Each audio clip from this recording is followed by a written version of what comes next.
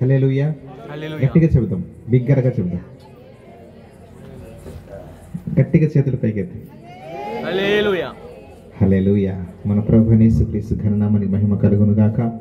అందరికి వందనాలు. అందరూ బాగున్నారా? నేను 2018 సంవత్సరంలో ఇక్కడ వచ్చిన నేను, కొందరు చూస్తున్నట్టున్నారు. ఎంతమంది చూశారు అప్పుడు? కొద్దిమంది. సరే, చూడని వాళ్ళు ఎక్కువ ఉన్నారు. పరలోక సందేశం అనే టీవీ ప్రోగ్రాం, శుభవార్త, కల్వరి, ఆరాధన అన్ని ఛానల్లో వచ్చేది. ఇప్పుడు కొంచెం ఆగింది, మళ్ళీ స్టార్ట్ చేస్తాం. యూట్యూబ్లో బాప్తిస్మం ఇస్తూ ఉన్నప్పుడు వాటర్లో ఒక సిస్టర్ నీళ్ళలో మీద తేలుతూ ఉంటుంది. ఎంతమంది చూశారు బాప్తిస్మం? యూట్యూబ్లో బ్యాప్టిజం, మిరకల్ బ్యాప్టిజం అని సెర్చ్ చేస్తే వాటర్లో ముంచితే ప్రభు దిగి వచ్చి పట్టుకుంటారు. ప్రభు కనిపించరు, కానీ నీళ్ళ మీద తేలుతూ అట్లే ఉంటారు. నేను చేతులు వదిలిపెట్టేసినా కూడా నీళ్ళలో మునగకుండా అట్లే ఉంటారు. మరి చూడండి తర్వాత కూడా.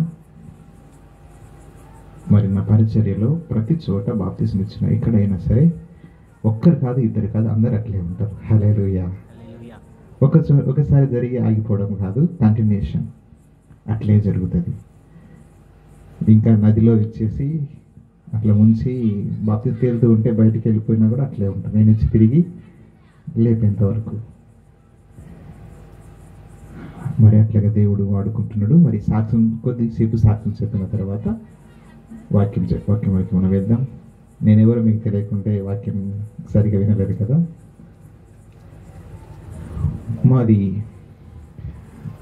మా పూర్వీకులది నెల్లూరు జిల్లా. నెల్లూరులో కల్వాయి అనే ఒక ఊరు ఉంది కదా, అక్కడ మా పూర్వీకులది. వెంకటరెడ్డి అని ఆయన కొన్ని సమస్యలను బట్టి చాలా పొలము తనకు ఉండేది. మరి పొలము దాన్ని బట్టి కొన్ని తగాదాలను బట్టి అక్కడి నుంచి ఆయన కడప జిల్లాకు వలస వెళ్ళిపోవడం జరిగింది. వలస వెళ్ళిపోయినాడు. వెళ్ళిపోయిన తర్వాత ఇది దాదాపు 170 సంవత్సరాల పూర్వం జరిగిన విషయం ఇది. వెళ్ళిపోయిన తర్వాత ఆ కేసులలో ఇరుక్కొని ఆ కొండలలో ఒక ప్రాంతం ఏర్పరచుకొని అక్కడ నివాసం ఏర్పరచుకున్న పరిస్థితి అది. వాళ్ళకు ఒక ముఠా ఏర్పరచబడి వాళ్ళ ఊర్ల మీద పడి దోపిడీ చేసి బెదిరించడము, దోపిడీ చేయడము, అట్లా వాళ్ళ జీవనాన్ని కొనసాగిస్తూ ఉంటే, ఆ కాలంలో బ్రిటిష్ వారు మన దేశాన్ని పరిపాలన చేస్తున్న సమయం అది. కలసపాడు చర్చ్ అని ఎంతమంది విన్నారు? కలసపాడు చర్చి చాలా ప్రసిద్ధి చెందిన చర్చ్ అది. మరి 130 సంవత్సరాలు, దాదాపు 130 సంవత్సరాల చరిత్ర అది. వీళ్ళకు మిషనరీస్ వచ్చి వాళ్ళకు సువార్త ప్రకటించినారు. వాళ్ళకు సువార్త ప్రకటిస్తే అక్కడ ఆయన ప్రభు నమ్ముకొని ఆయన జర్మియా అని పేరు పెట్టుకున్నాడు. వారి సంతానం నుంచి దేవుడు మమ్మల్ని తీసుకున్నాడు. ఆ విధముగా వారికి ఒక చర్చ్ కట్టినారు. వారి కోసం ఒక పోలీస్ స్టేషన్ పెట్టినారు. ఎందుకు అంటే వాళ్ళు ఊర్ల మీద పడి దోపిడీ చేసి భయంకరమైన పరిస్థితిలో వాళ్ళు ఉన్నారు అప్పుడు. అటువంటి పరిస్థితిలో దేవుడు వారి వంశం నుంచి మా అబ్బాని ఎన్నుకున్నాడు. మా అబ్బా నుంచి మా నాన్నను దేవుడు ఎన్నుకున్నాడు. మరి మేము ఒక మా అబ్బా దేవుని దగ్గర నుంచి తప్పిపోయి మరి ఈ లోకపరమైన ఒక విగ్రహారాధన సంబంధించిన ఒక దేవతను మొక్కడం జరిగింది. ఎప్పుడైతే మొక్కుతున్నాడో అప్పుడు ఆమె మా జేజు లోపలికి వచ్చి మాట్లాడుతుందంట. ఏమంటే, నాకు చేరబెట్టు అని అడిగిందంట. అంటే ఆయన ఏమన్నాడు, తల్లి నువ్వు నాకు కలగజేస్తే నేను పెడతా అని చెప్పినాడు. అని చెప్తే, ఏంట్రా కలగజేస్తే అంటావు, పెడతా అన్నారు కదా, నేను ఎర్రజీమ నలిపేస్తా అనేదంట. అంటే నేను కోపం వచ్చింది. గొప్ప దేవుడు, మా పూర్వీకులు, ఇంత పెద్ద చరిత్ర, మా పూర్వీకుల నుంచి మేము నిజమైన దేవుడిని యేసుక్రీస్తు ప్రభువును వదిలిపెట్టి నిన్ను నీ దగ్గరికి వస్తే నీతో నడిపించుకోవడానికా? పో, నా ఇంట్లోకి ఎప్పుడు రావద్దు అని గద్దించినాడు. ఒక కోడిని విడిచిపెట్టిండు. తనకు ఒక కోడిని విడిచిపెడితే ఆ కోడి వైపు చూసి, ఎప్పుడే కానీ నా ఇంట్లో నువ్వు అడుగు పెట్టకూడదు, పో అని పలికినాడు కోడి వైపు చూసి. ఆ కోడి తన ముందు గిరగిర గిరగిర తిరిగి అక్కడే చచ్చిపోయింది. అప్పటికప్పుడే గిరగిర గిరగిర తిరిగి చచ్చిపోయింది. ఆ తర్వాత వీరు ఏదైతే దేనైతే మొక్కినరో అది మా ఇంట్లో ఉన్న వాళ్ళందరినీ బాధించడం మొదలుపెట్టింది. అది మా నాన్నను బాధించడం మొదలుపెట్టింది. ఆయనకు కడుపులో పుండు అయిపోయింది, ఆకలి కాకుండా చేసింది, తిండి సరిగా లేకుండా కడుపులో పేగులు పుండు అయిపోయినాయి. హాస్పిటల్ వెళ్ళి చెక్ చేయించుకుంటే, నీ కడుపులో పేగులు పుండు అయిపోయినాయి, 3 నెలలు ట్యాబ్లెట్ రాస్తున్నా, మింగు తిను, తగ్గిపోతే చూద్దాం అని డాక్టర్ రాసిచ్చినారు. రాసిచ్చినప్పుడు ఆయన అప్పటికే ప్రభుని అంగీకరించిండు, రక్షించబడ్డాడు. వాళ్ళు ఉండే ఊరికి వెళ్తూ అక్కడ ఒక పెద్ద వాగు ఉండేది. వాగు దగ్గరికి వచ్చే వరకు ఆయనకు విశ్వాసం వచ్చింది. దేవునిని బాగు చేస్తాడు అని విశ్వాసం వచ్చింది. దేవునిని స్వస్థపరుస్తాడు అని విశ్వాసం వచ్చింది. తన పేరు జేమ్స్. అయితే ఆయన ఆ నీళ్లు దాడుతూ వాగు దాడుతూ ఉంటే విశ్వాసం వచ్చి ఆ వాగులో తెచ్చుకున్న టాబ్లెట్స్ అన్నీ విసిరేసినాడు. ఇంటికి వచ్చినాడు. మా అమ్మ అడిగింది తనను, డాక్టర్లు ఏం చెప్పారు? కడుపులో పుండు అయిందంట, మాత్రలు రాసిచ్చిండ్రు, మాత్రలు అయ్యి పడేసిన. ఎందుకు పడేసినావు? దేవుని స్వస్థపరుస్తాడు, నాకు విశ్వాసం వచ్చింది, దేవుని స్వస్థపరుస్తాడు, పడేసిన అంతే. ఆ తర్వాత ఆయన కొండకు వెళ్ళి కొన్ని దినాలు దానితో శ్రమ పడ్డాడు. ఒక రోజు చివరిగా ఆయన తట్టుకోలేక కడుపు నొప్పి, విపరీతమైన నొప్పి, ఆ కడుపు నొప్పికి తట్టుకోలేక కొండకు వెళ్ళి ప్రార్థనలో నిమగ్నం అయిపోయినాడు. ప్రార్థన చేస్తూ ఉంటే అది బయటకు వచ్చి నిలబడి మాట్లాడడం మొదలుపెట్టింది. ఎదురుగా నిలబడి ముఖాముఖిగా మాట్లాడడం మొదలుపెట్టింది. ఏమంటుందంటే, ఇంతవరకు నేను నిన్ను బాధ పెట్టిన, వేదన గురి చేసిన, కానీ ఇక నేను నీ దగ్గర ఉండలేను. నన్ను పో అని చెప్పు, నేను పోతా. నన్ను పో అని చెప్పు, నన్ను పంపి నేను పోతా అని ఏడ్చడం మొదలుపెట్టింది. లేదు నువ్వు ఉండాలి, నువ్వు ఉంటే కదా నిన్ను ప్రార్థనలు ఎదిగిన నేను ఇంతవరకు, నువ్వు ఉండాలి. లేదు నేను ఇంక ఉండలేను, నేను పోతున్నా, నన్ను పంపి అని. అది ఎప్పుడైతే పో, ఎప్పుడైనా నా దగ్గర రావద్దు ఇంకా అని గద్దించినప్పుడు అది వెళ్ళిపోవడం జరిగింది. వెళ్ళిపోయిన తర్వాత ఆయన సేవలో ముందుకు, ఆయన పొలం చాలా ఉండేది, తనకు పొలాలు అంత పొలం చూసుకునేవాడు. ఒకరోజు ప్రభు సేవకు పిలిచినాడు, నువ్వు సేవకు రా అని. అంతా వదిలిపెట్టేసి, పొలాలు అన్నీ వదిలిపెట్టేసి, ఇండ్లు, ఆ ఊరు అంతా వదిలిపెట్టేసి సేవకు వచ్చేసినాడు. మేము అప్పటికి నలుగురం, మా అమ్మ నాన్నకు 4 కొడుకులు, 2 కూతుర్లు. అప్పటికి మేము 4 కొడుకులం. ఆ సేవకు వచ్చేసినాడు. వచ్చిన తర్వాత సేవలో మామూలు కష్టాలు కాదు కదా, మామూలు బాధలు ఉండవు కదా.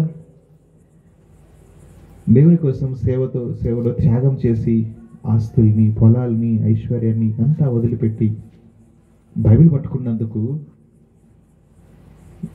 రకరకాల మాటలు పలికే ప్రజలు అప్పుడు ఉన్నారు, ఇప్పుడు ఉన్నారు. వాళ్ళు ఉంటారు, వాళ్ళ పని అదే.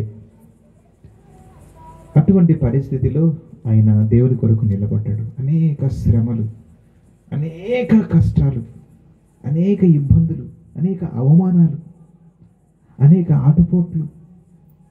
తిండి ఉండేది కాదు, కట్టుకోవడానికి సరైన బట్టలు ఉండేటివి కాదు, ఫీజు మాకు స్కూల్ వెళ్తే ఫీజు కట్టడానికి సరిగా ఉండేది కాదు. అటువంటి శ్రమలు, భయంకరమైన శ్రమల గుండా ప్రయాణం చేస్తూ ఉన్న పరిస్థితిలో ఆయనకు కృపావరాలన్నీ ఉన్నాయి. అటువంటి పరిస్థితిలో ఒక పెద్ద సంస్థ వాళ్ళు ఆయన దగ్గరికి వచ్చి, నీకు కారు ఇస్తాం, నీకు ప్రతి నెల డబ్బు మరి కొన్ని వేలు డబ్బులు ఇస్తాం, నీకు ఏమి తక్కువ కాకుండా నీ పిల్లలకు మంచి స్కూళ్ళలో వేసి చదివిస్తాం, మా చర్చికి రా అని వచ్చి పిలిచినారు. ఈయన అన్నాడు, దేవుడు నన్ను ఇక్కడ ఉండమని చెప్పినాడు, నేను ఇక్కడే ఉంటాను, నేను ఎక్కడ నేను రాను, ఇక్కడ ఉండమని చెప్పినాడు కాబట్టి నేను ఇక్కడే ఉంటాను అని వాళ్ళు చెప్పినప్పుడు వాళ్ళు మంచిది, దేవుడు చెప్పినట్టు విను అని వెళ్ళిపోయినారు. ఆ సమయంలో శ్రమలు పడుతున్న పరిస్థితి కంటే ముందు, నేను పుట్టక మునుపు మా నాన్న ప్రార్థనలో ఉన్నప్పుడు, నేను మా అమ్మ గర్భంలో 3 నెలల పిన్నంగా ఉన్నప్పుడు మా నాన్న ప్రార్థన చేసుకుంటున్న సమయంలో ప్రభు దిగి వచ్చి, జేమ్స్ ఎప్పట్లాగా తనను దేవుడు పిలిచి జేమ్స్ జేమ్స్ అని పిలుస్తాడు. తనను స్వరముతో కలలు కాదు, ప్రార్థనలో చక్కగా మోకరించి ప్రార్థన చేసుకోవడం అలవాటు, అదే మాకు నేర్పించినారు. జేమ్స్ జేమ్స్ అని పిలిచినప్పుడు పిలిచి దర్శనం చూపిస్తున్నాడు. నీ భార్య గర్భవతి కదా, ఆమె గర్భములో ఏముందో చూడు అని చూస్తున్నాడు. చూస్తూ ఉంటే రక్తపు ముద్ద ఆయన చెప్తాడు. రక్తపు ముద్ద నేను స్పష్టంగా చూసిన, నేను రక్తపు ముద్ద కనిపించింది నాకు. ఆ రక్తపు ముద్ద కనిపిస్తుంది కదా, ఆయనకు దానియేలు అని పేరు పెట్టు, ఆయనను ఒక ప్రవక్తగా నేను పంపించబోతున్నా అని దేవుడు తనతో చెప్పినాడు. పుట్టక మునుపు 3 నెలల పిండంగా ఉన్నప్పుడు ఆయన ప్రార్థన నుంచి బయటకు వచ్చి చర్చిలకు వాక్యం చెప్తూ ప్రకటించినాడు, నాకు ఒక మగబిడ్డ దేవుడు ఇవ్వబోతున్నాడు, ఆయన పేరు దానియేలుని పేరు పెట్టమని చెప్పినాడు, పేరు పెడుతున్నాను అప్పుడు ప్రకటించినాడు. పుట్టిన తర్వాత అందరూ ప్రకటిస్తారు కానీ ఆయన పుట్టక ముందే ప్రకటించేసినాడు.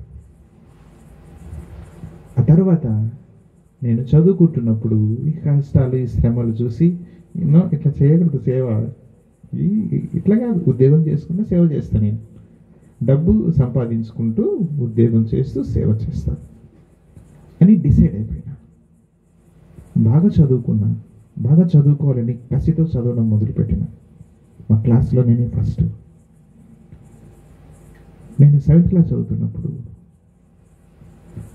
మా నాన్నతో చెప్పిన, నేను మా క్లాస్లో ఫస్ట్ వస్తా అని. మా నాన్న ప్రార్థన చేసి చెప్పినాడు, నువ్వు ఫస్ట్ రావు, నువ్వు సెకండ్ వస్తావు, నువ్వు సెకండ్ వస్తావు. ఎట్లా ఎందుకంటున్నావు అట్లా? లేదు, దేవుడు నాకు చెప్పినప్పుడు సెకండ్ వస్తావు. ఎగ్జాక్ట్లీ మార్క్స్ మేము అన్నీ చూస్తే నేను సెకండ్ ప్లేస్లోనే ఉన్నా, ఫస్ట్ లేను. ఆ విధంగా 10th అయిపోయింది, ఇంటర్మీడియట్కి వచ్చిన. ఇంటర్మీడియట్ చాలా కష్టపడి చదివిన. నేను రిజల్ట్ వచ్చేటప్పుడు నేను ఫెయిల్ అయినా. కుప్పకూలిపోయినా. నా గమ్యం మంచి ఇంజనీర్ కావాలి, సేవ చేయాలి, ఇది నా గురి, గమ్యం, నా ఆలోచన. ఫెయిల్ అయిన వెంటనే మా నాన్న ఏం చేసినంటే చర్చ్ మెంబర్స్ అందరిని పిలిపించి పెద్ద ఫంక్షన్ చేసినాడు, డిన్నర్ చేసినాడు. ఎందుకు అంటే దేవుడు సేవ చేయాలని చెప్పినాడు, ఈయన చదువుకొని ఉద్యోగం చేసి సేవ చేస్తున్నాడు కాబట్టి ఇప్పుడు దేవుడు మంచి పని చేసిండు అని అందరిని పిలిపించి డిన్నర్ పెట్టించేసినాడు. ఆ విధంగా నేను ఫెయిల్ అయిన తర్వాత బాగా ఏడుస్తూ ఉన్న ఆ సమయంలో దేవునికి కొంచెం దగ్గరగా వెళ్ళడం ప్రారంభించిన. బాప్తిజం తీసుకున్న, వాక్య ప్రకారంగా బాప్తిజం తీసుకున్న తర్వాత దేవుని అడగాల. మా నాన్న చెప్పినాడు, నిన్ను దేవుడు నువ్వు గర్భంలో ఉన్నప్పుడే దానియేలు పేరు పెట్టినాడు, దేవుని సేవ చేయాలని చెప్పిన, నీకు ఎందుకు ఏడుస్తున్నావు, ఫెయిల్ అయినా ఎందుకు ఏడుస్తున్నావు, నువ్వు దేవుని సేవ చేసేది ఉంది అన్నాడు. అన్నప్పుడు నీకు చెప్పిండు, నాకు చెప్పాలి కదా, కాబట్టి నీకు చెప్పిన దేవుడు నాకు చెప్తే నేను సేవ చేస్తా, లేకపోతే నేను చేయలేను కదా, కాబట్టి నేను వెళ్తా దేవుణ్ణి అడుగుతా అని ఉపవాసం ఉండి ప్రార్థన చేయడం మొదలుపెట్టిన. ఒకటైపోయింది, 2 రోజులు, 3 రోజులు, 4 రోజులు ఏమీ తినకుండా, ఏ పళ్ళరసాలు తాగకుండా, నిమ్మరసం, నీళ్లు, మజ్జిగ, టీ లేదా కాఫీ, ఇవే రోజంతా ఇవే. ఒక 3 గంటలకు, 4 గంటలకు, 5 గంటలకు ఒకసారి తీసుకుంటాను నేను. ఇదే, ఇంకా వేరేది ఏమీ తగలేదు లేదు. వరుసగా ఉపవాసాలు కొనసాగుతుంది. 7వ రోజున ఒక స్వరం నాతో మాట్లాడడం మొదలుపెట్టింది. 7వ రోజున యెషయా 41:9 సుడిగాలిలో, ఆకాశంలో సుడిగాలిలో, నేను మిద్దె పైన ఉన్న రాత్రిపూట సుడిగాలిలో ఆ శబ్దం, గాలి తిరుగుతూ తిరుగుతూ గాలిలో నుంచి శబ్దం నాకు వినబడుతుంది స్పష్టమైన తెలుగు భాషలో. యెషయా 41:9, యెషయా 41:9 అని చెప్పి అక్కడ ఉన్న వాక్యమంతా నా చెవులలో మోగుతుంది. అక్కడున్న వాక్యమంతా 9:10లో ఏమవుతుందో అదంతా నా చెవులు వినపడుతుంది. మోకరించి దేవుని కనపరచిన, తండ్రి నీకు వందనాలు ప్రభువా అని ఏడ్చుకుంటూ దేవుని కనపరచిన. నాకు విశ్వాసం బలపరచబడ్డది. అంతకుముందు నేనెప్పుడు కూడా ఒక్కరోజు కూడా ఉపవాసం లేను. అట్లాంటిది 7 రోజులు ఉపవాసం ఉన్నా, చాలా హ్యాపీగా ఫీల్ అయినా. ఆ విధంగా ఉపవాసం కొనసాగిస్తూ 19వ రోజుకి వచ్చిన. 19వ రోజుకి వచ్చిన యెషయా 41:9-10 శబ్దం విన్నా. నేనేం చేయాలో నాకు అక్కడ లేదు. నేనేం చేయాలో నాకు అక్కడ లేదు. కాబట్టి నేనేం చేయాలా ప్రభా అని ఆ రోజు రాత్రి చక్కగా మోకరించి ప్రార్థన చేయడం ప్రారంభించిన. 1 గంట, 2 గంటలు, 3 గంటలు కొనసాగుతుంది. కానీ నేను మోకాల మీద నుంచి దిగలేదు. చక్కగా మోకరించి చేతులు జోడించి ప్రార్థన చేస్తున్నా, కన్నీరు గారుస్తున్నా. ప్రభువా నేనేం చేయాలో చెప్పు తండ్రి అని అడుగుతూ ఉన్నా. అప్పటికి 19 రోజులు ఉపవాసం అయింది. 19వ రోజు సడన్గా దాదాపు 2 గంటల ప్రాంతంలో సడన్గా 7వ రోజు ఏ స్వరం అయితే నాకు వినబడ్డదో అదే గొంతు, అదే స్వరము మళ్ళీ ఆకాశంలో నా కుడి వైపున నాకు వినబడడం మొదలైంది. నేను మళ్ళీ గమనించిన అదే స్వరం మళ్ళీ మాట్లాడుతుంది. నేను ప్రార్థన చేయడం ఆపి వినడం ప్రారంభించిన. ఆ సమయంలో దాదాపు 2 గంటల నుంచి 5 గంటల వరకు ఆయన నాతో మాట్లాడుతూనే ఉన్నాడు. ఆయన మాట్లాడుతున్నాడు, నేను సమాధానం చెప్తున్నా, ఆయన నాతో మాట్లాడుతున్నాడు. నేను అడిగిన వాటికి ఆయన నాకు తిరిగి రిప్లై ఇస్తున్నాడు, జవాబిస్తూ ఉన్నాడు. నేను అడుగుతున్న వాటికి ఆయన జవాబిస్తున్నాడు. నేను ఏ విధంగా ప్రార్థన చేసింది, ఎక్కడ ప్రార్థన చేసింది, ఏమి అడిగింది, చిన్నప్పుడు నన్ను ఏ విధంగా నడిపించింది, చిన్నప్పుడు నన్ను ఏ విధంగా నాకు తోడుగా ఉండింది, దురాత్మ దుశ్శక్తులు నా దగ్గరికి వచ్చినప్పుడు నేను ఒంటరిగా ఉన్న ఆ సమయంలో నన్ను ఏ విధంగా ఆయన పట్టుకున్నది, ఏ విధంగా దగ్గర తీసుకున్నది, దాన్ని తరిమేసింది, ఇదంతా కూడా నాకు చెప్తూ ఉన్నాడు. ఏ విధంగా నన్ను విడిపించింది అన్నీ చెప్తూ ఉన్నాడు. ఎప్పుడో చిన్నప్పుడు జరిగిన విషయాలు. ఈ విధంగా నేను కాపాడినా, నేను భద్రపరిచిన, నేను ప్రత్యేకపరుచుకున్నా, నా సేవ చేసేది ఉంది నువ్వు, నా సేవ చేయాలి నువ్వు అని ఆయనతో మాట్లాడుతున్నాడు. ఇంకేం చేయాలా, నేను సేవ చేస్తా ప్రభా అని చెప్పిన. నేను అడిగిన, ప్రభా ఒకసారి మిమ్మల్ని చూడాలనుకుంటున్నా, ఒకసారి మిమ్మల్ని తాకాలనుకుంటున్నా అని ఏడుస్తూ అడుగుతున్నా. ఎప్పుడైతే ఆకాశంలో ఉన్న ఆ స్వరం నేను ఈ మాట పలికిన మరుక్షణం పలుకుతున్న కొన్ని క్షణాలలోనే నా ముందు ఒక మనిషి నిలబడి మాట్లాడితే ఏ విధంగా ఉంటుందో అక్కడి నుంచి నా చెవులకు శబ్దం వినబడుతుంది. అంతకుముందు ఆకాశంలో వినబడేది. ఆ తర్వాత నా ముందు ఒక మనిషి నిలబడ్డప్పుడు ఏ విధంగా ఎంత డిస్టెన్స్తో నాకు స్వరం వినబడుతుందో అక్కడి నుంచి వినబడుతుంది. నేను కళ్ళు తెరిచి ఒకసారి భయపడుతూ ఒకసారి కళ్ళు తెరిచిన, కాళ్ళు చేతులు గడగడగడగడ వణికిపోతున్నాయి. ఒక ప్రకాశమానమైన ఒక వ్యక్తి, యవ్వనుడైన ఒక వ్యక్తి నా ముందు నిలబడ్డాడు. వెంటనే ఆయన కాళ్ళు వంగి నేను ఆయన కాళ్ళు పట్టుకున్నా. నా చేతులతో ఆయన పాదాల తాకి నేను చూసిన. ఆ తర్వాత కొన్ని సెకండ్లు, కొన్ని క్షణాలు ఆ విధంగా గడిచింది. ఆ తర్వాత మళ్ళీ ఆకాశంలో నుంచి ఆ స్వరం నాతో మళ్ళీ మాట్లాడుతూ ఉంది. ఏ విధంగా సేవ చేయాలి, సంఘం అంటే ఏంటి, వాక్యం అంటే ఏంటి, సంఘం ప్రారంభం ఏంటి, అపోస్తలులు ఏ విధంగా ఉన్నారు, ఏ విధంగా సంఘం ముందుకు వెళ్తుంది, పరిశుద్ధాత్మ గురించి ఆయన కార్యాల గురించి ఆయన చెప్పడం మొదలుపెట్టినాడు. నా సేవలో ముందుకు వెళ్ళు అంటే నేనేమన్నానంటే, ప్రభా, మీరు నన్ను సేవకు వెళ్ళమంటున్నావు, కానీ మీరు నాతో ఉండాలా? ఈ లోకంలో నేను ఉన్నంత వరకు మీరు లేకపోతే నేను పగిలిపోతా ప్రభా. పిలుస్తున్నారు కానీ మీరు నాతో ఉండాలి తండ్రి అని అడిగిన. నాతో ఉండాలి ప్రభా అని అడుగుతూ ఇంకేమన్నా నాతో. ఆ తర్వాత అంతకుముందు నీకేమి కావాలి అనే స్వరం నాకు వినపడింది. నీకేమి కావాలి అని. మొట్టమొదటిగా నీకేమి కావాలి అంటే, నేను అనుకున్నా ఇంటర్మీడియట్ పాస్ అయ్యి ఇంజనీరింగ్ జాబ్ చేస్తూ సేవ చేస్తా, ఇట్లా చెయ్యి అని అడుగుదాం అనుకున్నా. వెంటనే నా ఎడమ వైపుగా నా పక్కకు ఎవరో వచ్చి నీవే కావాలని కోరుకో అని నాకు చెప్తున్నట్లు ఎడమ వైపుకి వచ్చి వాళ్ళు ఆ స్వరం నాకు వినబడుతుంది. మెల్లనైన స్వరం, అది గంభీరమైన స్వరం. నా ఎడమ వైపు మెల్లనైన స్వరం. అప్పుడు అడిగిన నేను, తండ్రి నీ సేవ చేయాలంటున్నావు కాబట్టి నాకు నువ్వే కావాలి, ఎప్పటికీ నాతో ఉండాలి. నీవే కావాలి, ఎప్పటికీ నాతో ఉండాలి. పరిశుద్ధాత్మ నింపుదల ఒకసారి వచ్చి వెళ్ళిపోయినట్లుంటుంది.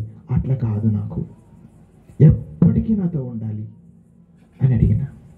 మరుక్షణం ఆ సుడిగాలి నుంచి, ఆకాశం నుంచి ఒక పెద్ద దుప్పటి, బరువైన దుప్పటి సుడిగాలిలోనే వచ్చి నా మీద పడ్డం నేను చూసిన. 1997 మే 13వ తేదీ రాత్రి, నేను 14వ తేదీలో ఎంటర్ అయినప్పుడు దాదాపు 3-4 గంటల ప్రాంతంలో జరిగిన విషయం ఇది.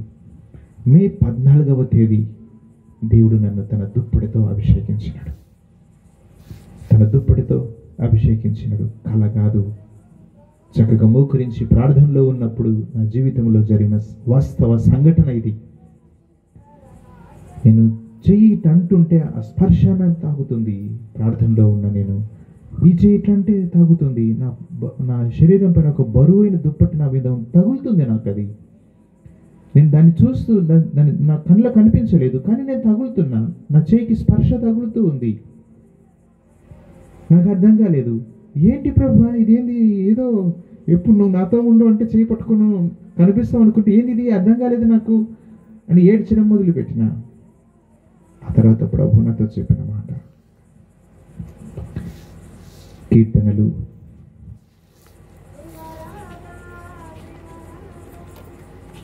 139వ కీర్తన 139వ కీర్తన 5వ వచనం, వెనుకను ముందును నీవు నన్ను ఆవరించి ఉన్నావు, నీ చెయ్యి నా మీద ఉంచి ఉన్నావు. ఇట్టి తెలివి నాకు మించినది, అది అగోచరము, అది నాకు అందదు. కీర్తనలు 139:5-6 అంటున్నాడు ఆయన. నేను తీసి చూసిన, నేను ఏంటిది ఇది అని ఇక్కడ నాకు దొరికింది. ఏంటిదంట, వెనుకను ముందును నీవు నన్ను ఆవరించి ఉన్నావు, నీ చెయ్యి నా మీద ఉంచి ఉన్నావు. ఇట్టి తెలివి నాకు అందదు, అది అగోచరము. బైబిల్ మీద చేయబెట్టి చెప్తున్నా, 24 hours అప్పటి నుంచి ఇప్పటి వరకు నా దేవుడు నా మీద అట్లే ఉన్నాడు. అప్పటి నుంచి ఇప్పటి వరకు ఆయన స్పర్శ నేను తాకుతూనే ఉన్నా, నేను అనుభవిస్తూనే ఉన్నా. 24 గంటలు నిద్రపోతున్నప్పుడు కూడా ఆయన సన్నిధి నేను అనుభవిస్తూనే ఉన్నా. మాట్లాడుతున్నప్పుడు కూడా, భోజనం చేస్తున్నప్పుడు కూడా, ఎక్కడ వెళ్తున్నా కూడా 24 గంటలు ఆయన సన్నిధిలో నేను నివసిస్తూ ఉన్నా. సమస్త మహిమంతా ప్రభువైన యేసుక్రీస్తుకు మాత్రమే చెందునుగాక. ఆ దినము నుంచి సేవలో ముందుకు వెళ్ళడం జరిగింది. హైదరాబాద్కి వెళ్ళిన, హైదరాబాద్లో గొప్ప ఉద్యమం వచ్చింది. ఆ తర్వాత ఎక్కడికి వెళ్ళినా కూడా దేవుని శక్తి ప్రవహించేది.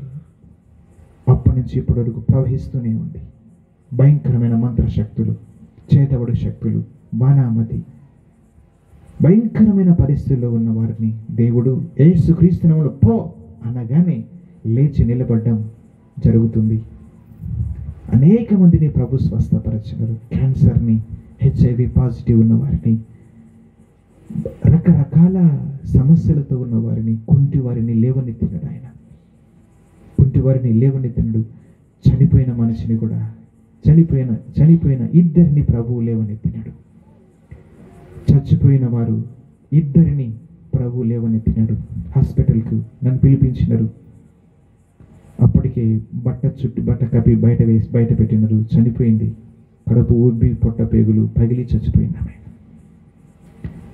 2-3 గంటల ప్రాంతంలో నాకు ఫోన్ వచ్చింది. ఫోన్ వస్తే ప్రార్థన చేద్దామని వెళ్ళి ఆ కడుపు మీద చేయబెట్టి ప్రార్థన చేసి వచ్చేసినాను నేను. కానీ నాకు తెలియదు ఆమె చనిపోయిందే విషయం నాకు తెలియదు. వాళ్ళ అమ్మ చెప్తుంది.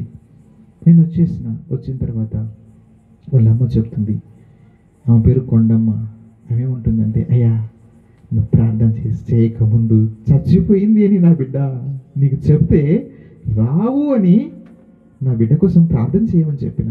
డాక్టర్లు చచ్చిపోయిందని బయట పెట్టిందయ్యా నా బిడ్డను, బయట వేసిండ్రయ్యా బిడ్డను. నువ్వు ప్రార్థన చేసిన వెంటనే కదిలిందయ్యా నా బిడ్డ, కదిలింది. పరిగెత్తుకుంటా పోయి మేము డాక్టర్ దగ్గరికి వెళ్ళినాం. అయ్యా చచ్చిపోయిందన్నారు, చచ్చిపోలేదు, బతికిందని. అప్పటికే చాలాసేపు అయింది ఆమె చనిపోయిందని నిర్ధారణ చేసి బయటపెట్టి. డాక్టర్ వచ్చి షాక్ అయినాడు. ఏమైందమ్మా, ఏం జరిగింది? చచ్చిపోయిందమ్మా ఈమె, ఎట్లా బతికింది, ఏమైంది? అప్పుడు ఆమె అంటుంది, మా అయ్యగారు వచ్చి ప్రార్థన చేసినారు, బ్రతికింది. అవునా? అప్పుడు హాస్పిటల్ లోపలికి తీసుకుని వెళ్ళి అన్నీ చెక్ చేస్తే అది చూపించిందంట. పేగులు కుళ్ళిపోయినాయమ్మా, పగిలిపోయినాయమ్మా, ఈమె బ్రతకడానికి వీల్లేదు. ఎట్లా బ్రతికింది?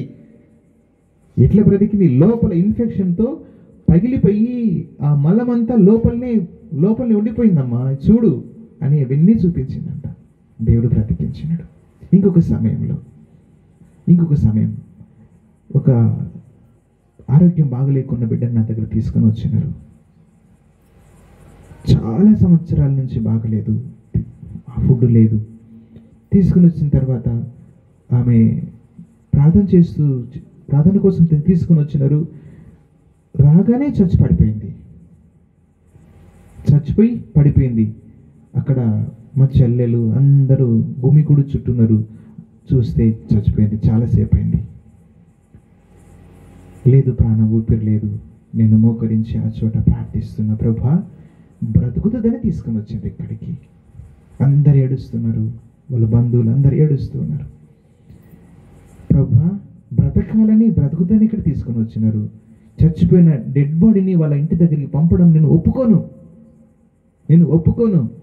నేను బ్రతికిస్తే ఇప్పుడు మరి జీవముతో మంచిగా ఆరోగ్యం బాగా తీసుకుని వెళ్ళాలి అని మోకరించిన గంట సేపు తర్వాత లేచి కూర్చున్నది. హల్లెలూయా. లేచి కూర్చున్నది. చచ్చిపోయిన తర్వాత కళ్ళు తేలగన్లు అవుతాయి కదా, కళ్ళు ఇట్లంటే వస్తాయా? రావు. తేలగళ్ళు పడిపోయినాయి. ప్రాణం పోయింది. అటువంటి పడిపోయిన పరిస్థితిలో 1 గంట మోకరించి నేను ప్రార్థనలో నిమగ్నమైన గంట తరువాత లేచి కూర్చుంది అని అందరి కేకలు వేసేసరికి అప్పుడు నేను ప్రార్థన నుంచి దిగిన. దేవునికి స్తోత్రం. మన దేవుడు సర్వశక్తిమంతుడైన దేవుడు నన్ను ఎక్కడికైనా వెళ్ళు అంటే ఎక్కడికి వస్తా, లేకుంటే ఎక్కడికి వెళ్ళను. నేను దేవుడు వెళ్ళమన్న చోటికి మాత్రమే నేను వెళ్తా, ఎక్కడ నేను వెళ్ళను. ఏ చోటికి వెళ్ళమంటే ఆ చోటికి వెళ్ళడం. దేవుడను సేవలో పిలిచినప్పుడు దేవుడు చెప్పిన మాట. అహరోన్ పాస్టర్ గారు 2018లో నాకు పరిచయం. చాలాసార్లు పిలిచాను కానీ నేను రాలేదు, దేవుడు అవకాశం ఇవ్వలేదు. ఇప్పుడు చాలా బలవంతం చేసినాడు. ఖచ్చితంగా రావాలి పాస్టర్ గారు, సరే ప్రార్థన చేసి చెప్తా నేను అని చెప్పిన. 3 రోజులు రావాలి, 3 రోజులు ఉండాలి. వీలు కాదు నాకు 3 రోజులు, కాబట్టి ఒక్కరోజు వస్తా నేను అంటే ఒప్పుకోలేదు ఆయన. నిన్ననే వచ్చిన నేను, కానీ నిన్న దైవజనులు ఉన్నారు కదా, వాక్యం చెప్తున్నారని నేను వచ్చి వాక్యం వినాలనుకున్నా, కానీ మీ అడ్రస్ నాకు తెలియదు. నేను అక్కడే ఉండిపోయినా, హోటల్లో ఉండిపోయినా. కాబట్టి నిన్ననే వచ్చింటే అందరినీ కలిసేవాడిని. సరే, ఈరోజు దేవుడు మనకు అనుగ్రహించిన అవకాశం. ఇక్కడ మాట్లాడేది ఒక మనిషి కాదని మాత్రం గుర్తుంచుకో. దేవుని సన్నిధి, దేవుని అభిషేకం, ఆయన మందసం, ఆయన మేఘం ఇక్కడ ఉంది. నేను ఒక మనిషిని, నేను ఒక మట్టిని, నేను ఒక బలహీనమైన వ్యక్తిని. నేను చాలా బలహీనమైన వ్యక్తిని, అయితే ఈ బలహీనుని అయిన ఈ వ్యక్తి మీద దేవుని మందసం ఉందని ప్రకటిస్తున్నా, దేవుని సన్నిధి ఉందని మాత్రం చెప్తూ ఉన్నా. ప్రభు నిన్ను దర్శించబోతున్నాడు, ప్రభు నీతో మాట్లాడబోతున్నాడు. కొన్ని నిమిషాలు వాక్యం ధ్యానం చేద్దాం. Hallelujah. Thank you Lord Jesus.